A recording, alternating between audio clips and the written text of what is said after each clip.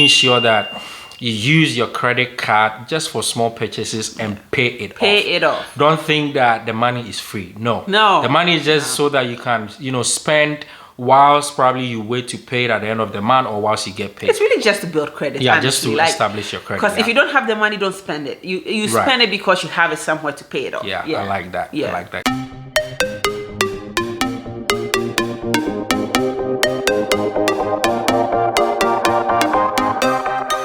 Hi YouTube family, welcome back to our channel. Thank you for all the support that you have shown us and all the love and all the comments, all the motivation and encouragement that you've shown us. Today we're going to talk to you about how to establish your credit, whether you're in Europe, you're in the United Kingdom, or wherever you find yourself. So one thing you need to know, if you are yet to travel or you just recently relocated to the America or a Western world, is credit.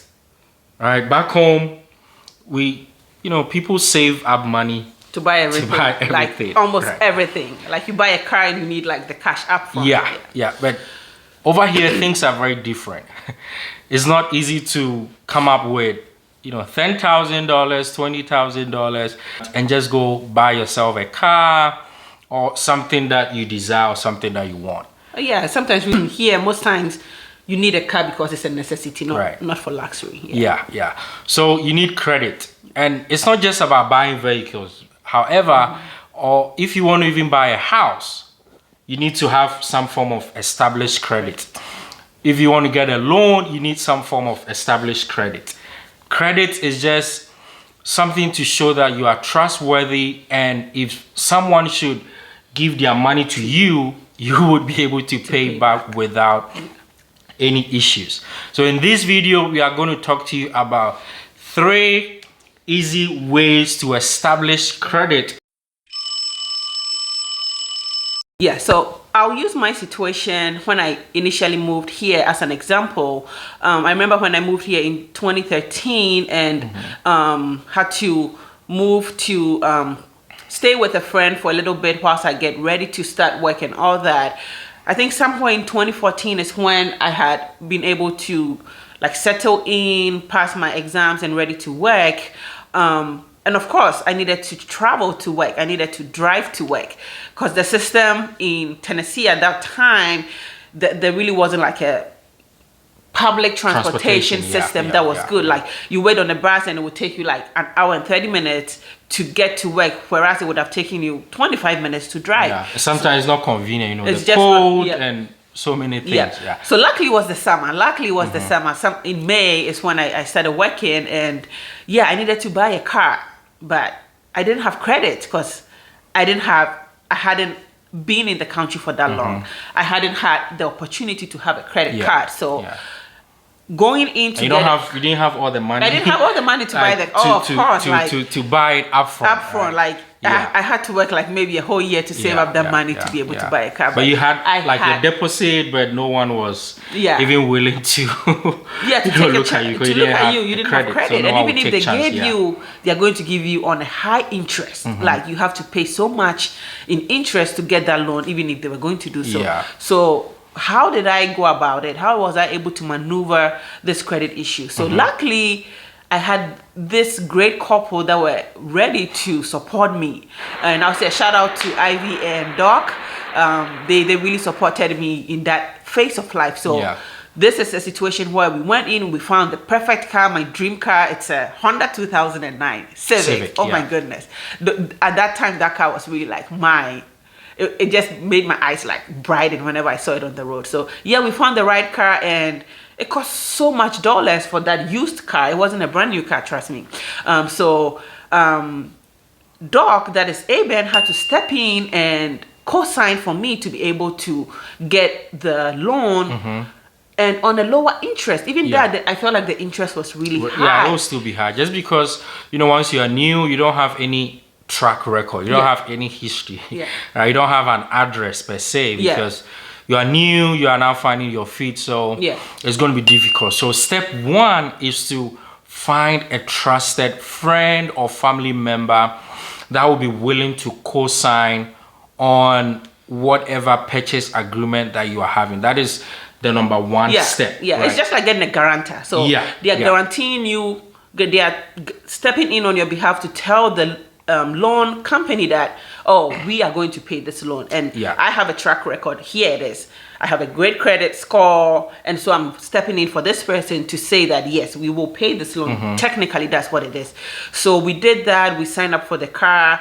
And one thing I'll say is you, on the other hand, have to prove to that person who is stepping in for you that you will pay this money. Because if you don't do that, it goes against them, because this is a loan that is on both of your names, both of your social security number. So if you default in your payment, it's going against this person who stepped in for you. So it's not easy for somebody to step in and do that for you, because of course, you cannot really trust human beings. It's hard. Definitely. So to have somebody who is able to say, I will vouch for this person and do this, is because that person is hoping that you don't default. So definitely, once you do that, you need to take into consideration account that whatever item or whatever thing you are purchasing is going to be in the name of both. It will be right. both, so the person that is guaranteeing for you, and then you that you are purchasing the item. So just take the necessary step to pay it off, and once you pay it off, you know the other person can just transfer the ownership to you by giving it to you as maybe like a gift, so that way it goes off their credit, and that item stays on your credit. Step number 2 is to also have another trusted person or a family member that can have you on their credit card as an authorized user. So being an authorized user on a credit card means you have just about the same access or privileges as the one that, the main owner of the credit card. Right. And the good thing is that whatever history or score that the individual has, it kind of affects you in a certain way, right? So one thing to know about credit card is that they look at in calculating your credit score, they look at the credit history, they look at your utilization rate and all that. So don't just go for anyone, because some people have bad credits. The person might have a credit card, but you need to know, okay, ask the person, what is your credit score? So not just anybody that has a credit card, because if you don't get the right person, it can negatively impact your score. So step number 2 is to have someone put you on their credit card as an authorized user. Being an authorized user, you have a credit card, right? So maybe the person can give you the card for you to use, but it is not necessary. The person can just keep the card. The person can just keep the card, because basically all that they're doing is adding you, so your name is on their record, but they don't have to give the card to you to use, because whatever purchases you make, you don't get to pay your portion separately. You have to give the money to the person, so the person makes the payment every month. So to avoid that back and forth of, oh, how much did you use this month? Okay, you have to transfer it to me and I pay. Sometimes it's worth not giving the card out, but it just helps you to build your credit, because your name is on there. So whatever purchases the person is making kind of goes also in your name. So that's the second step. Having someone, a trusted person that has a good credit score, to put you on their account as an authorized user. Step 3 is to go in for a secured credit card. And most banks will be willing to provide you with a secured credit card, because all that the secured credit card does is that it's like you giving them your money that I want this, a set limit to be on this credit card. So it could be $500 or $1,000 or $250, not much, just so that you use it as a credit card, and in a way it's going to build up your credit, because no credit card company want to give their credit to, or their money to anyone that is new and doesn't have. It's hard. It's very difficult. So some of the companies are able to do so, like an easy place to do it is like Discover. Yes, Discover will do it for like new people who doesn't are trying have to any build their history. credit. You know, if you're a student, if you are new, probably Discover will be Discover it. You know, a good way. We'll put the link in the description box below that you can you know, follow to sign up, and you can earn up to $100 in your first statement. So the third step is to have a secured credit card. It takes time to build credit. It's not like an one day or a few months. It's like years to really, you know, like six months, get a great credit score.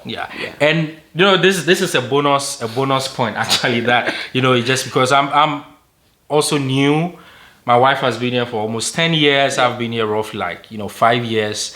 So one thing that I realized, that once you get a credit card, right, just use it as your debit card. Don't go spending. I think we have to do another video. We'll probably do another video. But this is a bonus. But if you are new, you get a credit card, just use it for your small everyday purchases and pay it back. Use it as a debit card. Because the debit card doesn't give you much interest. I said we'll do another video in credit card. You can get a credit card that have like rewards, and as you spend, you get, have to you know, some kind of reward. Another video on this, because credit is a whole thing altogether. If you don't get the right information in the beginning, you can just mess up everything, and it will take you years to get back on track. And once your credit is messed up, know that it's going to be difficult to do anything. Even to rent, it's difficult, right? To rent is difficult. So step one, having someone to co-sign on your purchase or your rent, because even going to get a rent, you need a credit history, right? Step two, having someone have you as an authorized user. Step three, going in for a secured credit card or secure loan. And the bonus, you know, point that we talked about is making sure that you use your credit card just for small purchases and pay it off. Don't think that the money is free. No. The money is just so that you can, you know, spend whilst probably you wait to pay it at the end of the month, or whilst you get paid. It's really just to build credit. Honestly. Just to establish your credit. Because if you don't have the money, don't spend it. You spend it because you have it somewhere to pay it off. I like that. I like that. Thank you so much for watching this video. We hope you found the tips that we shared with you helpful and insightful. On this channel, we are learning, we are growing, and we are having fun together. Use the comment section below and let us get interactive. Share with us your credit struggles or your credit journey, or even if you have other tips on how you were able to build your credit. Or even how you were able to get back on track if you messed up. If you messed up your credit. Okay. Thank you for watching. Thank you.